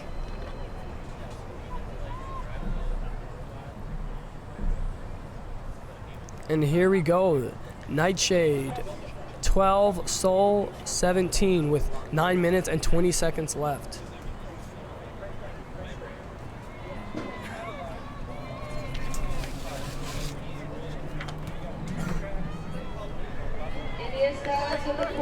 India Stubbs with a pull downfield. And it looks like right centering to Barnes to Rimmer. Rimmer with the big backhand to the break side. Junk But- look here. Seoul with, a big junk. Which, as we said earlier, Nightshade has been able to find holes in consistently. And now Nightshade Seoul has transitioned to a person defense. Oh. Oh, wow. And a hammer look, but Yost with the athletic layout grab on D. And Perivier with the big backhand huck looks a little short. And Bigaderi Curtis with another D. Great D there.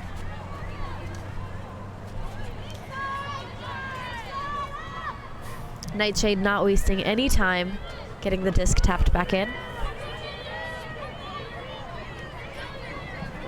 And here we have right with the disc in the middle of the field. Seoul has gone to person D. Great D on the dump. Perivier stopping that around. And it is person D, but it's interesting to note that the Seoul defenders, particularly in the handler space, are poaching the lanes, making it really difficult to hit cutters in stride. Oh no. Oh, Leclerc just bobbles that one a little bit. But a nice around throw by number 32, Lauren Bryant. 7 minutes and 39 seconds left on the clock. Offense getting started really early with very great give and go flow. McCamley boosting it to Perivier, who's streaking. Perivier, who just absolutely burns her defender, and with a little cheeky celebration at the end, but that just says a lot about Perivier and her personality. She's a huge goofball, as I said earlier. Yusuf and Marie have been great friends for a number of years. Yeah, for sure. I drove up with a couple friends to go see her and Ozone crush it at Worlds. That was last year? Yeah, that was last year, and she's just a really talented young player who's a lot of fun to play with. Yeah, and Perivier, she's been playing on elite club teams like Ozone for a number of years now. It's just absolutely incredible because she just finished her freshman year season at college nationals with UGA. Yeah, a lot of potential for her to grow and become an excellent player in the future. So looking forward to seeing that. And 18-12, Seoul 18, 12 Nightshade with 7 minutes and 23 seconds left. I believe this is the biggest lead Atlanta has had for the day. It certainly is. And for fans that are tuning in who are local, please remember to join us, Atlanta Soul and the Nashville NightShade players and fans, to an after party at Georgia Beer Garden. All fans who present their hand stamp will receive a free 20-ounce beer or well drink and 20% off all food orders. The NightShade here working it on this open flick side, but it looks like they're going backhand now for Atlanta. A little bit of congestion there in the handler space, but they find a reset option. Atlanta really doing a good job forcing backhand now here, not allowing this around flick to go. And they're back to a slightly flatter force here. Oh, and what a grab by number 18 to number 16 to score on the break side flick. Yeah, great grab from Colleen right there. It looks like she might have injured something. It looks like there's possibly an injury on the field, but for now, let's look at that huge grab.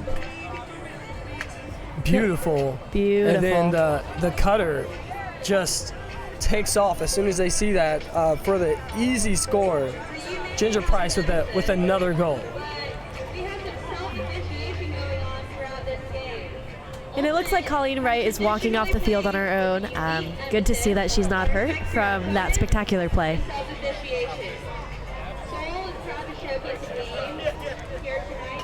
You can feel the energy rising up as this game ends. A little music in the background, great family-friendly environment. Would highly recommend coming out to these games. It's very competitive space, and it's great to support women in ultimate. Absolutely, just an absolutely fun way to spend your weekend evening. Gender equity is so important in just sports in general, and I love that ultimate has taken this opportunity to really show the support they have for what they believe in. Sinajani with a big huck there, but unfortunately, I think it was a slightly different angle than she perhaps wanted. Her intended receiver was Katie Francho, but wow. Woodhurst with the layout D on the swing. Spectacular layout block. Maybe a catch. Yeah, a catch, a layout catch would have been a Callahan there. Yeah, that's what I was thinking. But that's just a gorgeous play. And of course, Woodhurst and Sinajani Just in sync. Woodhurst going up line for the bookends. And we'll see that again one more time on the replay.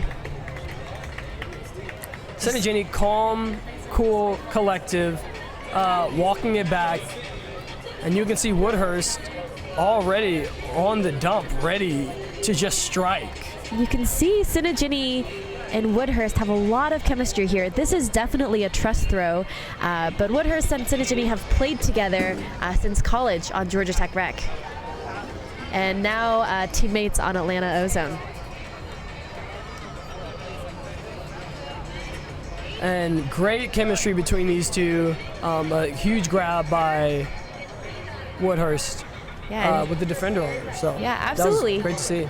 Sinajani knowing that lofty high pass is going to be much easier for Woodhurst to get to than anyone else in that space. Yeah, a player like Woodhurst, very involved in the community, and you can even find her at places like Gultimate here in Atlanta. Very crafty player, a lot of good throws, and just fun to be around. Absolutely. I believe she is the director of Atlanta Women's Ultimate here in Atlanta, and she is also actively involved in coaching. She coaches YCC, I believe the boys division, the ATLians, and also the Georgia Tech men's A team, Tribe. And NightShade facing another Atlanta zone and just working it through as per usual for them this game. The zone hasn't been slowing NightShade down at all this point, and now transitioning to a person defense on the goal line. Great grab. With the assist, that's a nice An assist from Liz Barnes. Once again, you've seen her touch the disc what feels like a million times this game. Maybe touching the disc the most. The center handler for Nightshade. And that's a great grab from Maggie Dayton. She uses her body to keep it in bounds because it got a little bit close to that sideline. And Liz Barnes is also on the board for the PUL and the chair for Marketing and Media Committee. But more importantly, she's a dance captain for her team. So cool. A lot of fun. Lots of fun things we're finding out tonight. The score is 19 for Atlanta Soul and 14 for Nightshade with 5 minutes and 26 seconds left. It's getting a little bit tight for Nightshade. They're going to have to be very efficient on both of their offensive and defensive motions if they're going to try to close this gap. LNU with the pull here.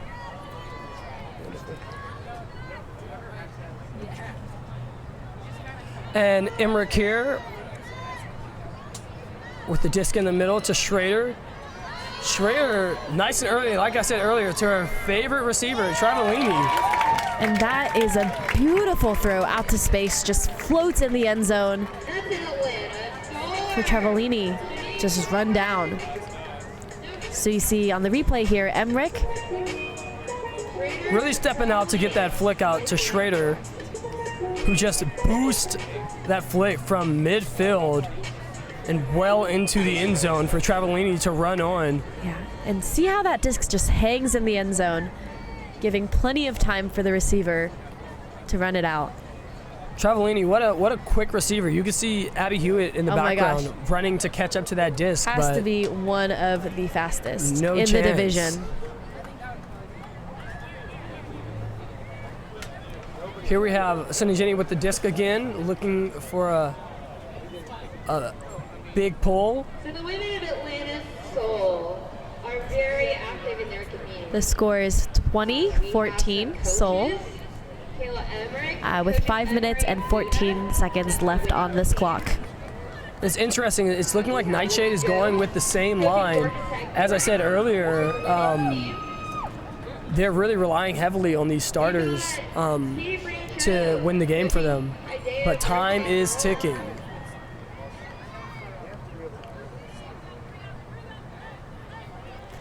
Number 6 with the pass to number 23, Liz Barnes, and centering it.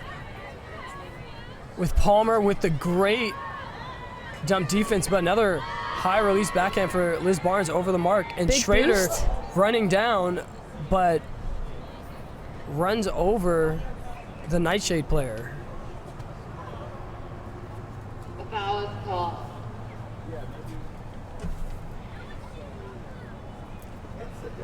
And Schrader just running over number 9. A little bit earlier just makes the game unique. Yeah, and definitely maybe some incidental contact there, but it looks like the disc is going to go back The disc is going back. on a contested foul. There you can see a little bit of that self-officiating between the players. Disc back with right. Oh, and a little bobble there. Opportunity for the Soul, and she's gonna boost it. Oh my goodness. Jenny Crawford running this one out for a nice clap and the head spike. Wow, and she's excited about that one, as she should be. Wow. Sinajini just seeing Shani in the space. Hitting Crawford. Nice and out in space. And that throw, just so skilled, placed exactly in front of Crawford to a space that the defender can't attack. With her shiny red hair out on the field. And Atlanta with a more than comfortable lead. It looks like Nightshade's finally gonna switch it up and bring on their D-line to maybe punch in one of these 0 points.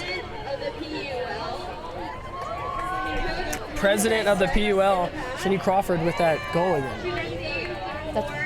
I believe Sorry, Maddie Fry Fry is the president of the PUL. But Shani has been tremendously involved in helping PUL and Atlanta Soul run smoothly. There's so much work that goes behind the scenes, and I know Maddie and Shani are both working day in, day out, making big things happen. Yeah, I know Shani has been a part of many talks about diversity in Ultimate, and she's a huge ambassador for that.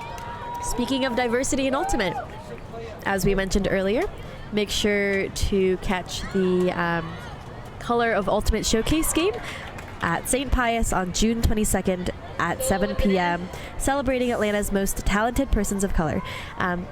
There are a fair number of out-of-town and international players as well. It should be very, very exciting. And a great flick pump fake to backhand throw by Perivier. On the replay here, Stubbs to Reeves. To Perivier, not afraid to take those shots. Earlier we saw a great flick huck from her, and this time it's a backhand to a wide open Maureen McCamley in the end zone. And I know personally from playing with her how fun it is to see her get that disc on the backhand side, her favorite side to huckle. Coaching in those teams, we have. As we were mentioning the Color of Ultimate Showcase game earlier, it will be live streamed as well. And there are lots of player sponsorship opportunities that are available. I believe Atlanta Soul is helping sponsor this game as well. The score is now 22-14. Soul is up with 3 minutes and 39 seconds left on the clock in this final quarter. We have Leah Sinagini, who's pretty. Soul has had a couple of points now unanswered. Yeah, they are really pulling away here.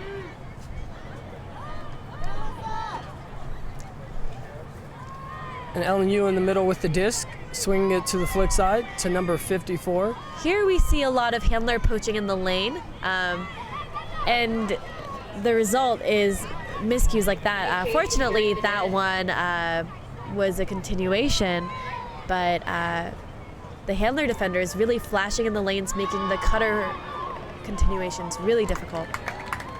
And finally, Nightshade answers back. Nightshade score. Number 8 with the great assist. Megan Kramer with the catch. You can see here, pump fake from Sophia Lima over to the backhand, open side. That's a great throw. That's For sure, right to Kramer. As well as Grady High School. Jenny Crawford is the JV coach for Grady. She has also coached Paideia in-house. Jen Mee is also. We have a lot of coaches on this next Atlanta Soul line here. You can see Kate Woodhurst on the far left, coaches Georgia Tech men's team. You have Shani Crawford, helps coach Grady High School. Jinmi Matsunaga, coaching Georgia Tech Rec. Katie Francho, coaching Paideia High School here at Georgia, as with Andrea Palmer, who also coaches Paideia. For Decatur High School. Many of Atlanta Soul are coaching or coaches, In 2018. and they just serve as incredible role models for the community. You can see with this Atlanta O-line that they are just so well rested. They're not struggling with the runs at all. But here we have number 8 sitting in the lane. Yeah, that throw a little bit far for Woodhurst, allowing the Nightshade defender to get in that lane. Oh, And Woodhurst looking for the almost with that poach. D. And we've seen her get a couple of those this game. And the No. Nightshade player is just taking off completely open, but the thrower does not see her. Soul still keeping up this backhand force. Great And, reset throw. Yeah, right up line as well. Nightshade has actually managed to work it up. Have a fourth of the field to go. There's a stoppage. Disc coming back in with number 4. Fun fact about number 4, when they started playing Ultimate, they started playing an Open, which seems like the story for a lot of these women here today, which is something really amazing. Yeah, and that's Megan Kramer. All right, players are caught up. The disc will be tapped back in. We got Megan Kramer. Kramer back on the disc. And a high stall count backhand D by Hicks. And that is what we would often call a coverage sack, when that pressure defense forces a second or third or fourth choice throw rather than a first. A miscue is going to give the Nightshade another opportunity here on offense, and Sierra Rimmer calls a timeout with 1 minute and 33 seconds left on the clock. I think Atlanta's done a really good job today with keeping some of Nightshade stars off the disc as much. And if they are on the disc, the amount of touches they're getting, they're really tiring them out. And we can see that here with Nightshade in these last few, minute and 33 seconds left in the game. These last few minutes, they've really been going towards other people on their team to try to get a few more touches and rest some of those other players that have been fighting all day. So the score is 22 for Atlanta Soul and 15 for Nightshade. It looks like the Nightshade are opting to sub out their lines for a different line. Barnes here with the disc. Just knowing these last 2 minutes, the clock stops on calls and out of bounds turnovers in these last 2 minutes. Yeah, so it's coming back in at 1 minute 33 seconds. Nice reset defense from Sinajini. And great pressure D by Atlanta to force a turn. And Sinajini now in a tough corner of the end zone, but will find a reset in Woodhurst. Sinajini running up line with a nice lefty backhand. I think we saw that one coming. Oh, but there's double coverage. Oh, and the Nightshade do an excellent job of sort of sandwiching Francho, making it really difficult for her to get up for that disc by covering her on both sides. And Rimmer getting that D. Yeah, Nightshade running a similar give and go motion that Soul did in the previous possession, but maybe a little rushed. The disc back with Woodhurst. Woodhurst with the disc and the nice inside look with the flick. Great grab by Matsunaga. Crawford with the disc now. All working on the open side. And there's 18 seconds left on the clock. You can see that these Soul players are really just working it, looking for options they really like. You can see on the replay here, these players do not look rushed. Hicks with the disc, a nice little pump fake. And Sinajini really setting up for a nice quick under and a give and go between the two of them for Hicks to get a nice and outstretched grab, but easy for Atlanta. So. Yeah. Nice, calm, collected offense. That's exactly what Atlanta should be playing right now. They're up 23-15 on the Nightshade with 12 seconds left on the clock.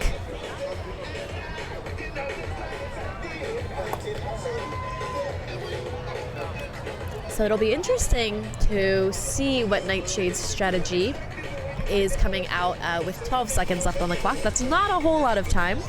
Yusuf, if you were on this, what could be the last point of the game, or if you were one of the coaches advising the Nightshade, what would you tell them? I'd tell them, even though 12 seconds doesn't seem like a lot of time, there's plenty of time to get down the field and have one more possession. I suggest not punting it early, because if they do so, then that means Seoul has the opportunity to get the disc back and then throw it down for another score. Yeah, So- I agree. I think that Nightshade can be aggressive in those looks and should be aggressive with only 12 seconds left on this clock.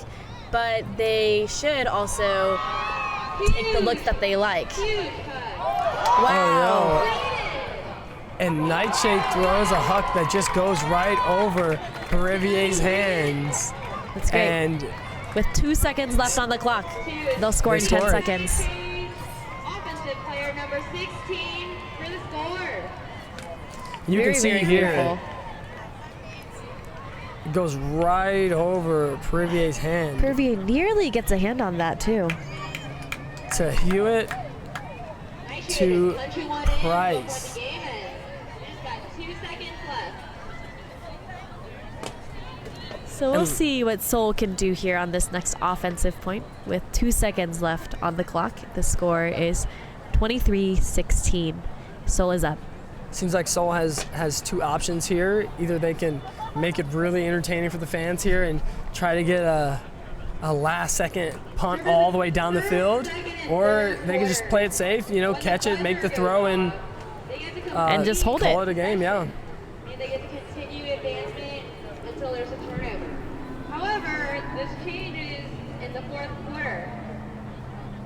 Had this been a closer game, Nightshade would be in an interesting spot had it been The tied. outcome is that's how the game ends. McKinley boosting And it. they're gonna look for the boost.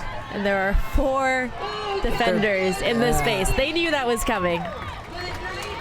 And that is the end of the Atlanta Soul Nashville Nightshade game. It ends at 23-16. Thank you so much for joining us again. My name is Jenny Choi. And I'm Yusuf Abdullah. And this is Premier Ultimate League. Yes.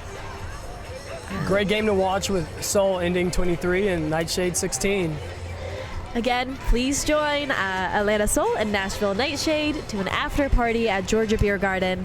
All fans who present their hand stamp will receive a free 20-ounce beer or well drink and 20% off all food orders. And you can see Nightshade and Soul high-fiving here, part of the spirit of the game, and I'm sure they'll be engaging in a spirit discussion about how they felt regarding the calls and energy and overall attitude on the field for the game. So Jenny, question for you. What do you think it is that had Seoul really create that separation in the game? We talked about it some, and I think it was Seoul's willingness and execution to throw a lot of those really powerful hucks, looking for the receivers in space. We didn't see Nightshade airing it out quite so much, and had they been more successful with their deep looks, I think it would have been a closer game. Yeah, for sure. I couldn't agree more. Seoul's ability to, their disc skill pretty much on those big hugs was just amazing to watch, and I think it made it really difficult for Nightshade to make any defensive plays on a lot of those throws. Yeah, and when you did see Nightshade really challenge those deep looks, for instance, in the second to last point, there was that big huck that went up that allowed them to score in 10 seconds. They were often successful. A couple miscues from Nightshade, though, ultimately I believe is what caused them the game. Again, thank you so much for joining us. I'm Jenny Choi. And I'm Yusuf Abdullah. And that is Premier Ultimate League.